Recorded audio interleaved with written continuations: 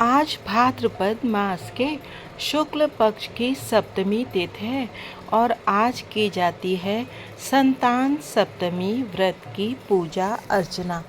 इस व्रत को वो सभी लोग कर सकते हैं जो संतान प्राप्त करने की आशा करते हैं या ये चाहते हैं कि उनकी संतान स्वस्थ रहे और खूब फले फूले। व्रत को पुरुष भी कर सकते हैं और इस व्रत में बहुत ज़्यादा वस्तुओं की आवश्यकता भी नहीं होती। आपको शिव पार्वती और गणेश भगवान की मिट्टी की मूर्ति लेनी है और उसका पूजन अर्चन करना है। नैवेद्य के लिए जो पकवान आपको बनाने हैं वो आपको पुए बनाने हैं और पंचामृत बनाना है। इसमें 7 पुए खाने के लिए, 7 प्रभु को अर्पित करने के लिए और 7 पुए दान करने के लिए बनाए जाते हैं। इसके अलावा आप माता पार्वती को सुहाग का सामान और एक पुड़िया जिसमें सारा का सारा सुहाग का सामान होता है और काली चूड़ियाँ होती हैं जो हमारे यहाँ तो आसानी से मिल जाती है, लेकिन आपको ना मिले तो आप सुहाग का सामान और चूड़ियाँ ही चढ़ा दें।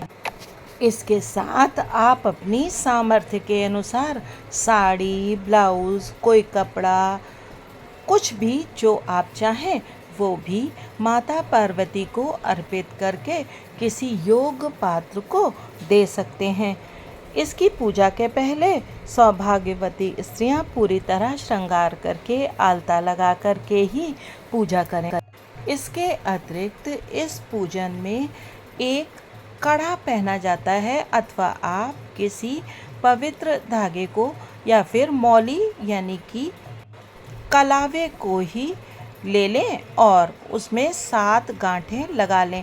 यदि आप सोने अथवा चांदी का कड़ा बनवाएं तो उसमें 7 निशान लगवा लें और पूजन के पश्चात उसे अपने हाथ में बांध लें अथवा पहन लें।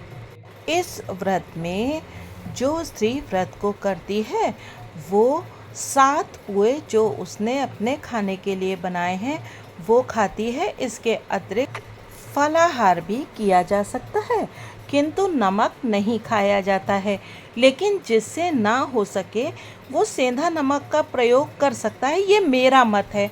आप अपने अनुसार ही पूजन कीजिएगा, क्योंकि मेरा ऐसा मानना है कि व्रत ना करने से करना ही ज़्यादा श्रेष्ठकर होता है और प्रभु तो सबके मन की और स्वास्थ्य की स्थिति जानते ही हैं। तो चलिए अब कथा प्रारंभ करते हैं। श्री संतान सप्तमी व्रत कथा।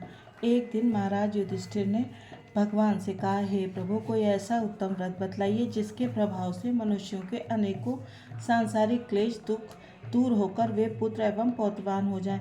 यह सुनकर भगवान बोले, हे राजन, तुमने बड़ा ही उत्तम प्रश्न किया है। मैं तुमको एक पौराणिक इतिहास सुनाता हूँ, ध्यानपूर्वक सुनो। एक समय लोमश ऋषि ब्रजराज की मथुरापुरी में वसुदेव देवकी के घर गए। ऋषिराज को आया हुआ देखकर दोनों अत्यंत प्रसन्न हुए तथा उनको उत्तम आसन पर बैठाकर उनका अनेक प्रकार से वंदन और सत्कार किया। फिर मुनि के चरणोदक से अपने घर तथा शरीर को पवित्र किया।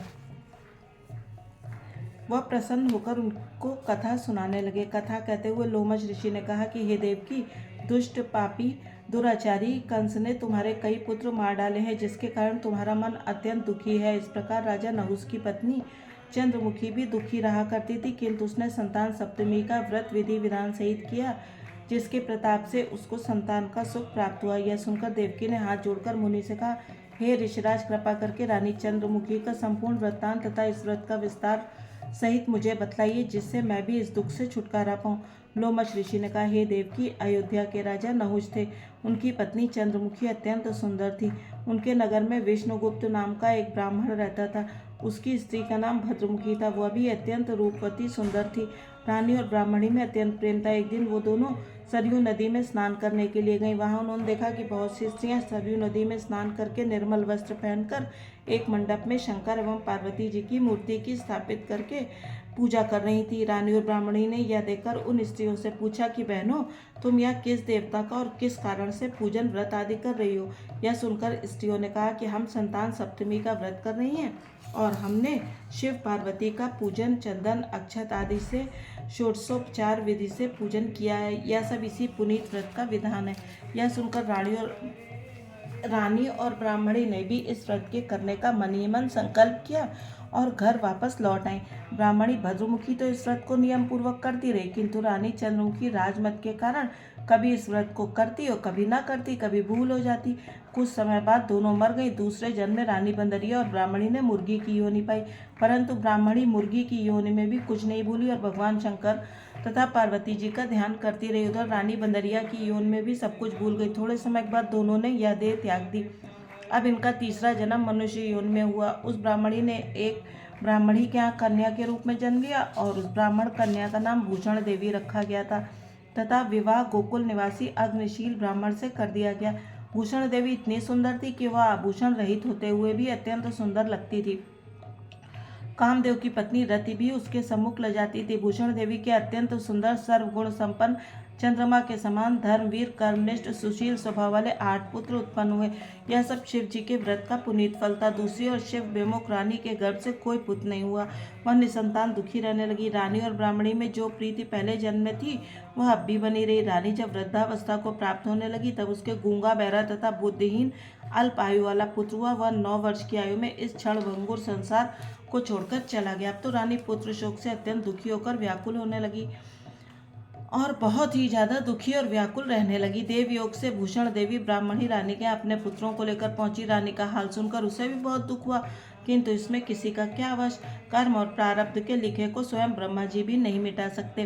रानी कर्मच्युत भी थी, इसी कारण उसे दुख भोगना पड़ा। इधर रानी पंडितानी के इस वैभव और 8 पुत्रों को देखकर अपने मन में ईर्ष्या करने लगी तथा उसके मन में पाप उत्पन्न हुआ। उस ब्राह्मणी ने रानी का संताप दूर करके के निमित्त अपने 8 पुत्रों को रानी के पास छोड़ दिया। रानी ने पाप के वशीभूत होकर उस ब्राह्मणी के पुत्रों की हत्या करने के विचार से लड्डू में विष जहर मिलाकर उनको खिला दिया, परंतु भगवान शंकर की कृपा से एक भी बालक की मृत्यु न हुई। यह देखकर तो रानी अत्यंत ही आश्चर्यचकित हो गई और इस रहस्य का पता लगाने की मन में ठान ली। भगवान की पूजा से निवृत्त होकर जब भूषण देवी आई तो रानी ने उससे कहा कि मैंने तेरे पुत्रों को मारने के लिए इनको जहर मिलाकर लड्डू खिला दिया, किंतु इनमें से एक भी नहीं मरा। तूने कौन सा दान पुण्य व्रत किया है जिसके कारण तेरे यह पुत्र नहीं मरे और तू नित्य नए सुख भोग रही है? तेरा बड़ा सौभाग्य है। इसका भेद तू मुझसे निष्कपट होकर समझा, मैं तेरी बड़ी ऋणी रहूंगी। रानी के ऐसे दीन वचन सुनकर भूषण ब्राह्मणी कहने लगी, सुनो, तुमको 3 जन्म का हाल कहती हूँ, सो ध्यानपूर्वक सुनो। पहले जन्म में तुम राजा नहुष की पत्नी थी और तुम्हारा नाम चंद्रमुखी था, मेरा नाम भद्रमुखी था और मैं ब्राह्मणी थी। तुम अयोध्या में रहते थे, मेरी तुम्हारी बड़ी प्रीति थी। एक दिन तुम दोनों सरयू नदी में स्नान करने गई और दूसरी स्त्रियों को संतान सप्तमी का उपवास शिव जी का पूजन अर्चन करते देखकर हमने इस उत्तम व्रत को करने की प्रतिज्ञा की थी, किंतु तुम सब भूल गई और झूठ बोलने का दोष तुमको लग गया, जिसे तू आज भोग रही है। मैंने इस व्रत को आचार विचार सहित नियम पूर्वक सदैव किया और आज भी करती हूँ। दूसरे जन्म में तुमने बंदरिया जन्म लिया और मुझे मुर्गी की योनि मिली। भगवान शंकर की कृपा से इस व्रत के प्रभाव तथा भगवान की मैं इस जन्म में भी न भूली और निरंतर उस व्रत को नियम पूर्वक करती रही। तुम अपने बंदरिया के जन्म में भी यह व्रत भूल गए। मैं तो समझती हूँ तुम्हारे ऊपर ये जो भारी संकट है उसका एकमात्र यही कारण है, कोई दूसरा इसका कारण नहीं हो सकता। इसलिए मैं तो कहती हूँ कि आप भी अब संतान सप्तमी के व्रत को विधि सहित करिए, जिससे तुम्हारा ये संकट दूर हो जाए। लोमश ऋषि ने कहा, हे देव की, भूषण ब्राह्मणी के मुख से अपने पूर्व जन्म की कथा तथा व्रत संकल्प इत्यादि सुनकर रानी को पुरानी बातें याद आ गईं और पश्चाताप करने लगी तथा भूषण ब्राह्मणी के चरणों में पड़कर क्षमा याचना करने लगी और भगवान शंकर तथा पार्वती जी की अपार महिमा के गीत गाने लगी। उस दिन से रानी ने नियमानुसार संतान सप्तमी का व्रत किया, जिसके प्रभाव से रानी को संतान सुख भी मिला तथा संपूर्ण सुख भोग कर रानी शिवलोक को गई। भगवान शंकर के व्रत का ऐसा प्रभाव है कि पथ भ्रष्ट मनुष्य भी अपने पद पर अग्रसर हो जाता है और अंत में ऐश्वर्य भोग कर मोक्ष पाता है। लोमश ऋषि ने फिर कहा, हे देव की, इसीलिए मैं तुमसे भी कहता हूँ कि तुम इस व्रत को करने का संकल्प अपने मन में करो तो तुमको भी संतान सुख मिलेगा। इतनी कथा सुनकर देवकी हाथ जोड़कर लोमश ऋषि से पूछने लगी कि हे ऋषिराज, मैं इस पुनीत व्रत को अवश्य करूंगी, किंतु आप इस कल्याणकारी एवं संतान सुख देने वाले उपवास का विधान, नियम, विधि आदि विस्तार से समझाइए। यह सुनकर ऋषि बोले, हे देवकी, यह पुनीत उपवास भादों के महीने में शुक्ल पक्ष की सप्तमी के दिन किया जाता है। उस दिन ब्रह्म मुहूर्त में उठकर किसी नदी अथवा कुएं के पवित्र जल में स्नान करके निर्मल वस्त्र पहनने चाहिए। श्री शंकर भगवान तथा जगदम्बा पार्वती जी की मूर्ति की स्थापना करें। इन प्रतिमाओं के सम्मुख सोने चांदी के तारों अथवा रेशम का एक गंडा बनावे। उस गंडे में 7 गांठें लगानी चाहिए। इस गंडे को धूप दीप अष्टगंध से पूजा करके अपने हाथ में बांधे और भगवान शंकर से अपनी कामना सफल होने की प्रार्थना करें। तदंतर 7 पुआ बनाकर भगवान का भोग लगावे और साथ ही पुए एवं यथाशक्ति सोने अथवा चांदी की अंगूठी बनवाकर इन सबको एक तांबे के पात्र में रखकर उनका षोडशोपचार विधि से पूजा करके किसी सदाचारी धर्मनिष्ठ सत्यपात्र ब्राह्मण को दान देवे। उसके पश्चात 7 पुआ स्वयं प्रसाद के रूप में ग्रहण करे। इस प्रकार इस व्रत का पारायण करना चाहिए प्रति साल की शुक्ल पक्ष की सप्तमी के दिन। हे देवकी, इस व्रत को इस प्रकार नियम पूर्वक करने से समस्त पाप नष्ट होते हैं और भाग्यशाली संतान उत्पन्न होती है तथा अंत में शिवलोक की प्राप्ति होती है। हे देवकी, मैंने तुमको संतान सप्तमी का व्रत संपूर्ण विधान विस्तार सहित वर्णन किया है, उसको अब तुम नियम पूर्वक करो जिससे तुमको उत्तम संतान पैदा होगी। इतनी कथा कहकर भगवान आनंदकंद श्री कृष्ण ने धर्मावतार युधिष्ठिर से कहा कि लोमश ऋषि इस प्रकार हमारी माता को शिक्षा देकर चले गए। ऋषि के कथनानुसार हमारी माता देवकी ने इस व्रत को नियमानुसार किया, जिसके प्रभाव से हम उत्पन्न हुए।